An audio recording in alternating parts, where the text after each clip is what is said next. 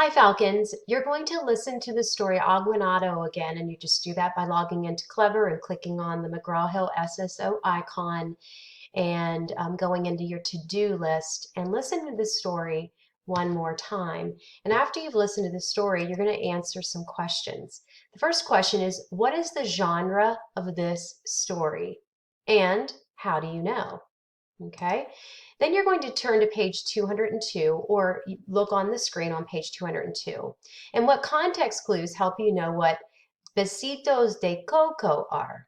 Okay, this is one of those context clues questions. Remember, context clues are clues that the author are giving you within a sentence, particularly when a word is unknown or unfamiliar to the reader. This is a Spanish word, or actually a Spanish phrase, and there are clues within that sentence the author is giving you, all right?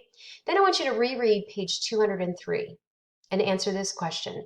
How does the author show the reader what Marilia's mother is like? And please use complete sentences to answer that, okay? Then reread page 206 and answer this question. What does Marilia mean when she says Elenita has big clouds in her eyes? This is a type of figurative language. Use complete sentences to answer that question. And then lastly, which details on page 207 show how Marilia feels about Elenita?